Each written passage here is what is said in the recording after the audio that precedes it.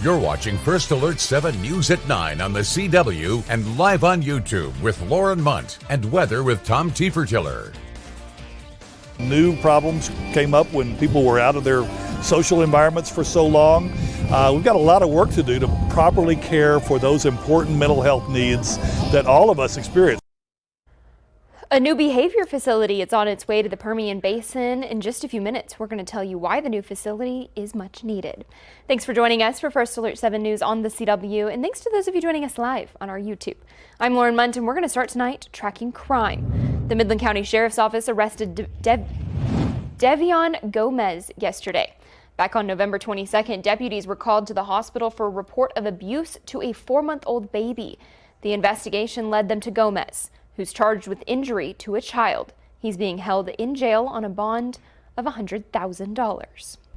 And Terrence Lewis, pictured here, was convicted of first-degree felony murder, which carries a sentence of up to 99 years or life in prison. Lewis was convicted of killing Neziah Turner back in the August of 2023 and has already served 2 separate prison sentences prior to this arrest.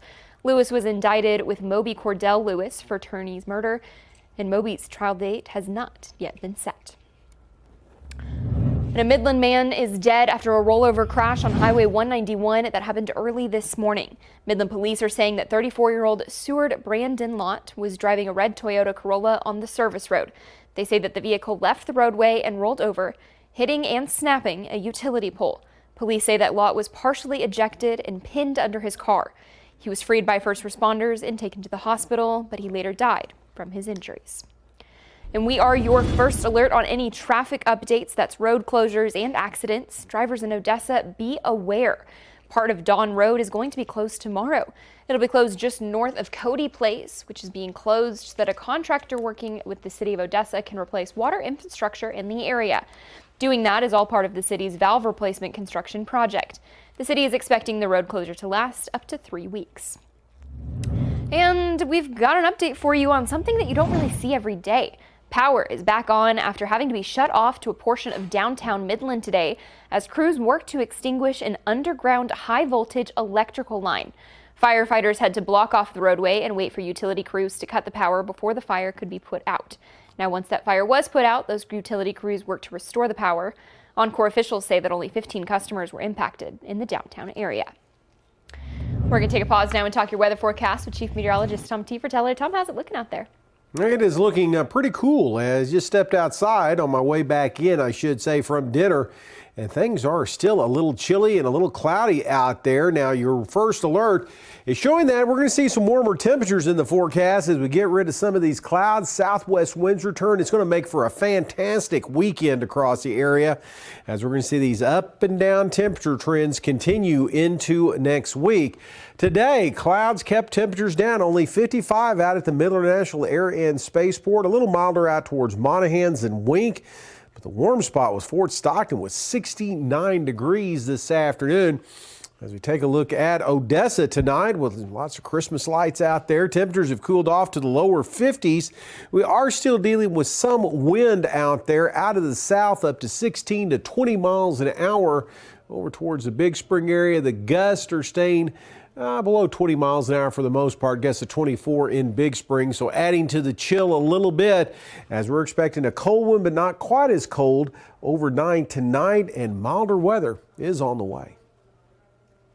Thank you, Tom. We've got a first alert for your health now. A new behavioral health center is being built between Odessa and Midland. This facility is going to provide both inpatient and outpatient mental health services to individuals of all ages. This partnership is between the Midland and Ector County Hospital District, and it's the start of a new stage for behavioral health in the Permian Basin.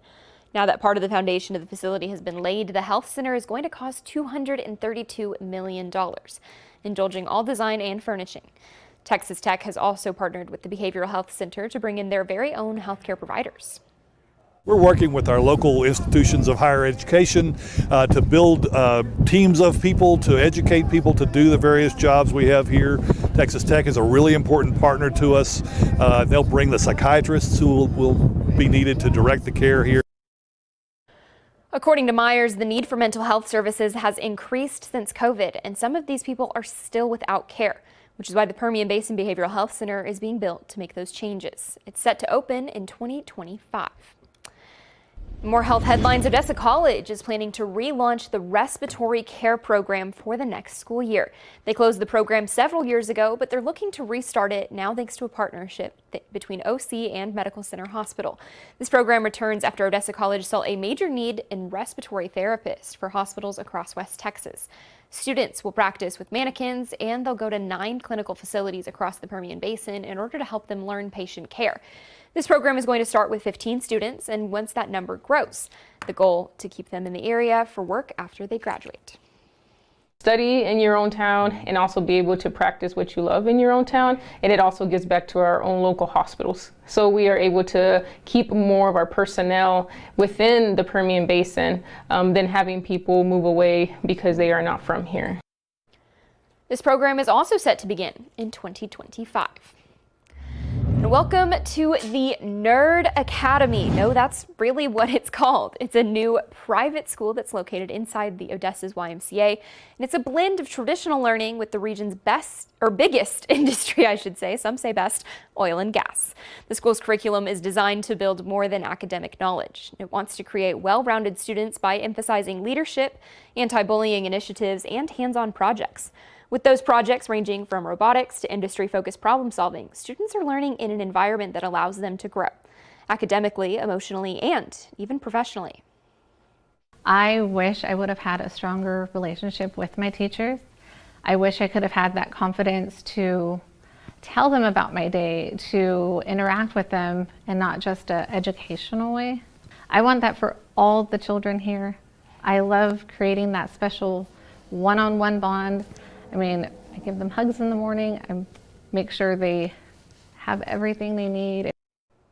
Now, unlike traditional schools, Nerd Academy does not require standardized testing, which you might remember is a big docket on the legislative session this year, allowing teachers to focus on core subjects like reading, writing, and math, while also fostering creativity, digital literacy, and innovation, which could one day drive our very own oil and gas industry. PetroSteam is really about breaking down a complex industry, complex subjects like drill string design, and getting it to the point where kids as young as first grade can understand and have a visual as to how it works. And we do that through simple things like using straws, connecting straws together and teaching them how the oil would basically flow from one location to the next. Classes at the Nerd Academy are capped at 15 students each, with tuition running at about $800 a month. That includes uniforms, supplies, tech fees, and iPads. For those interested, the Academy is accepting any applications for kindergarten through 4th grade, and you can find more information on enrollment up on our website. That's firstalert7.com. Today, 75 refurbished laptops were given away to kids in need in the Monahans area. It's all part of AT&T's initiative to help bridge the digital divide. According to the U.S. Census Bureau, almost 7 million people in the state of Texas don't have access to broadband. So along with the laptops, AT&T offers a discounted internet service, allowing more families to get connected. When the boys and girls got their boxes that they're holding right now, and I asked them if they knew what it was, and we told them they were laptops, brand new laptops for them to take home, you would have thought that they had been given the best gift in the world. AT&T is hoping to connect 25 million Americans to internet by 2030. Let's talk holiday traditions. You can never go wrong with spreading a little holiday joy. That's why today Reagan Elementary students stopped by the Texas Department of Family and Protective Services to drop off some donations, but also sing along and do some Christmas caroling for the workers. The donations are collected, sorted, and they're stored to help fill the Rainbow Room, which helps provide basic needs for children and families involved with CPS. Now, the student donations not only benefit the Rainbow Room, but they also serve to teach the students valuable lessons year after year. Each year, the students donate up to 5,000 items to the Rainbow Room during the event. I hope that they learn the importance of supporting others, the importance of giving to other people, and they kind of instill it in their children and then their families, and they can talk to their cousins and their friends. This benefits these kids because we want to instill in them that feeling of giving, and giving back to their community and people that may be in need. It absolutely makes my holiday. This is a long time tradition because Reagan Elementary School has been dropping off donations and doing caroling for nearly 3 decades. In more holiday news, first, if you want to try your hand at ice skating, this weekend is your chance. A pop-up ice skating rink is going to be in downtown Big Spring at the heart of the City Plaza all day tomorrow and all day Saturday, as well as all day Sunday. It's going to cost $20 to skate for an hour, and on Saturday there will be a Christmas extravaganza with photo ops, face painting, shopping, s'mores, and so much more. That's from noon to 8, again, on Saturday. Several churches around West Texas are celebrating the Virgin Mary today. There are prayers, sermons, dancing, and music celebrations that started last night and are going to continue through tonight. A group of Odessans started their own dance troupe called Movimento Familiar, in part to make sure that there were dances at these Virgin Mary celebrations. And if you can take the about 3-hour drive over to the Abilene Zoo, you might want to participate in the 6th annual Christmas celebration. There are nearly 1 million lights around the park and, of course, activities for the entire family. Some of them involve the birth of Jesus Christ, while others help you learn about the animals in the zoo. And there's a few others that are all about Santa Claus. The Christmas celebration is open from 4 p.m. to 9 p.m. every night starting tomorrow, December 13th through December 23rd. Over in Midland's Merry Lights Parade is this Saturday, December 14th, and of course our live coverage of the parade is going to start at 6:30. So if you can't make it out to see all of the festivities in person, you can catch it live on KWWT, My 30. And we've been talking about it for a little bit. The holidays are a super busy time of year, but it's even busier for the boss at the North Pole, which is why we're really grateful that Chris Kringle took some time to visit us exclusively here at First Alert 7.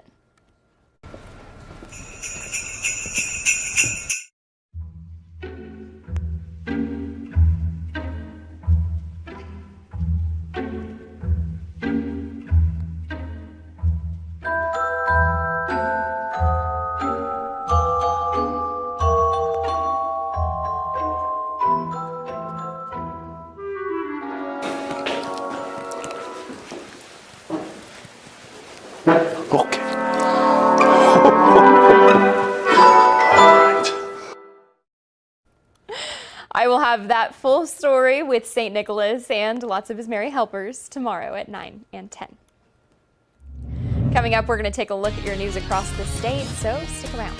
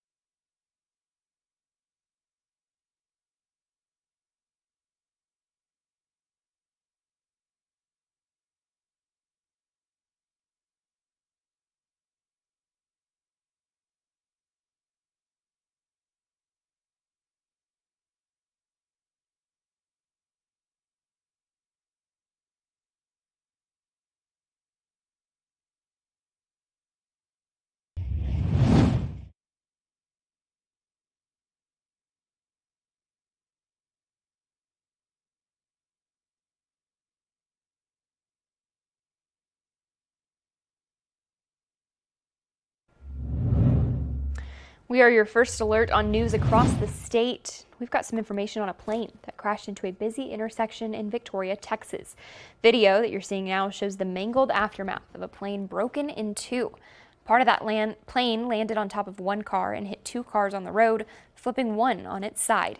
A witness to the horrific crash stopped to help get people out of the cars and the plane. Ran as fast as I could up to the pilot first, see if he was okay. He was conscious, older gentleman between 70 and 80 years old, blood on his hands, buckled in still.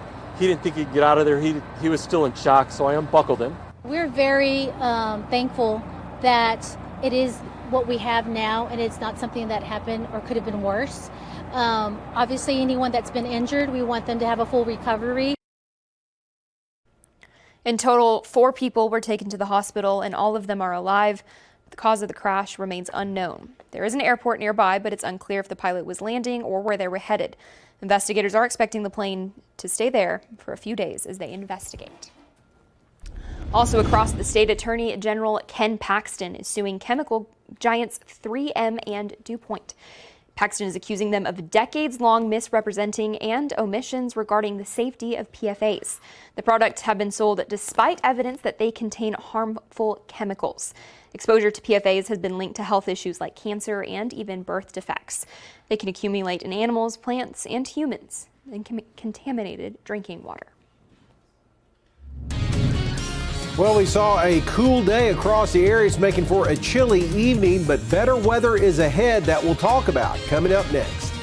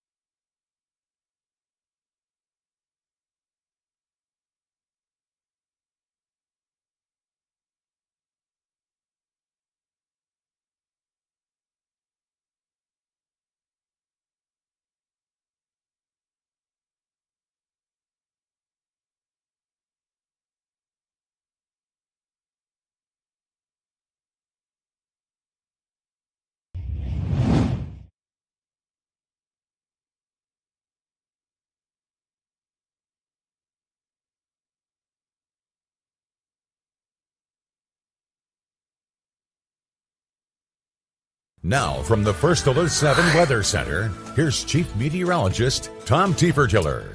Well, it is a cool one out there this evening, but we are going to see warmer temperatures in our forecast for the weekend. Here's what's going on. Clouds have kept temperatures down today as a big disturbance has brought in some Pacific moisture in the form of these mid to high level clouds that have really thickened up across the area.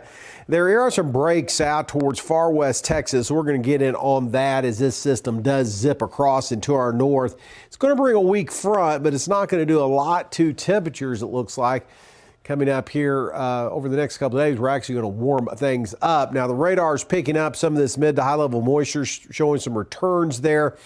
For the most part, though, we are just looking at clouds, nothing falling out of the sky across the area. As temperatures across the state today, again, some of the coolest stuff was back here across the South Plains, down towards the Permian Basin and out towards far west Texas, as the rest of the state warming up into the 60s and the 70s. Now, the futurecast is showing that we do see some clearing later tonight and in towards the morning hours, as we'll start off with some low clouds, a possibility across the extreme eastern Permian Basin into the lower Trans-Pecos. They're not going to last long, and then we'll see a mix of high clouds and sun across the area for tomorrow afternoon, continuing into the evening. You can almost make out that weak front dropping down across the area first thing in the morning on Saturday. But again, it's just going to drop a couple of degrees off the afternoon highs. We're going to stay in the 60s, and it looks like a fantastic weekend for that Christmas shopping and that decorating, because this is the second to last weekend before Christmas. Rest of tonight, here's what we're looking at. Temperatures into the lower 40s out there as we'll start to see some clearing towards morning. And then tomorrow, those southwest winds kick in. Look at those temperatures. Upper 60s to low 70s, especially across the Trans-Pecos. So looking at a pretty nice day. Your first Alert 7 10-day forecast. It is going to be A-OK for the Merry Lighted Parade coming up in Midland on Saturday evening. We'll have start of the parade temperatures around 60 degrees, and we'll warm up even more to 72 on Sunday before we see a series of cool fronts drop temperatures. In fact, it'll be a little chilly this time next week. Up next here at 9, New York police have released new information on the ongoing United CEO shooting investigation. We've got the latest up next.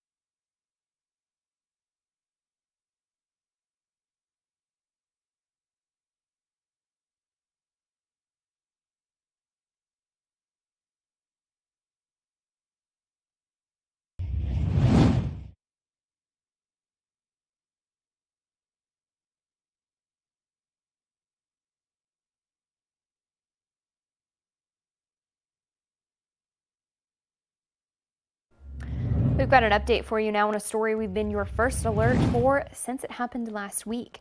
The mother of the man suspected of killing the United Healthcare CEO has filed a missing person report days before the shooting. Police now say there's hard evidence that's connecting Luigi to the murder. CBS's Lilia Luciano reports. Shell casings found at the scene where United Healthcare CEO Brian Thompson was killed matched the 3D printed ghost gun 26-year-old Luigi Mangione had in his possession when he was arrested, according to the NYPD Wednesday. Police also said the suspect's fingerprints match the ones found on a water bottle and a wrapper found outside a Starbucks, where surveillance video appears to show he was before the killing. The NYPD said his print also matches one found on a cell phone that was recovered in an alley near the hotel. And at the time of his arrest, the NYPD says the suspect had a notebook where he wrote about his disdain for the healthcare industry. Law enforcement sources tell CBS News he wrote about using a bomb, but wrote that a shooting would be more targeted and would not risk innocent lives. Are you seeing the statements about choosing a gun over a bomb that were allegedly made in this notebook as an admission? I don't know that they have a confession, but I think they have enough facts, enough of a pattern of facts at this point to say this shows he was going to do it. This shows how he was going to do it. These pictures show you that he did do it. Sources tell CBS News Mangione's mother filed a missing persons report in San Francisco just days before the shooting. Friends say they hadn't heard from the suspect for several months. I remember looking at his face, like, that guy looks so familiar. Dorian Wright says he taught the suspect several times at Power Yoga, Hawaii. He mentioned to me when I was helping him with the pose, he said, I have a back injury. And I'm like, where's your back injury? And he said, lower back. The goal was he came to our studio to heal himself, and I don't have any bad memories of him. Lilia Luciano, CBS News, Huntington, Pennsylvania. Mangione's attorney says that he plans to plead not guilty to all of the charges, and yesterday the CEO of United Health, the parent company of United Healthcare, put out a letter honoring the staff of the company, honoring Brian Thompson, the victim, also stating at one point the company vows to make healthcare better for everyone.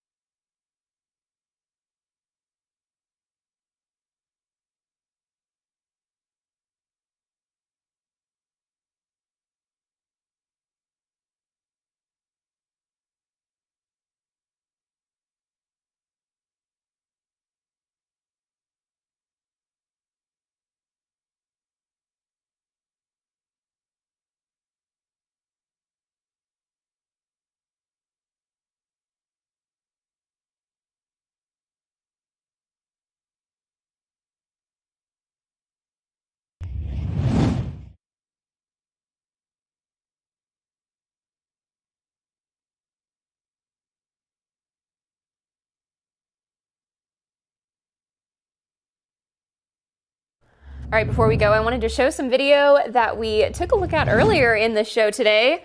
Kris Kringle came by the newsroom yesterday. I know, you missed out. No, I was there. I interviewed him. I got to sit down and talk to him a little bit. Jacob Brandenburg from Wake Up West Texas talked to him for a little bit. Absolutely, you got to get the list in. Just a few more days before Santa comes. Speaking of getting that list in, a lot of kids mailed their letters to Santa through USPS. And USPS is really helping Kris Kringle out this year by uploading them online through a program they call Operation Santa. I'm going to talk a lot more about that. I talked to some UPS employees and, of course, Santa Claus about it. just to talk about all the help that's needed during this holiday season. I'll have that full story tomorrow here at 9 and, of course, at 10. Well, looking at some of the long-range forecasts, nothing too chilly for Chris Kringle, as we're going to see a nice weekend. Looking good for the parade. Perfect. Thanks for joining us tonight at 9. We've got more news coming up.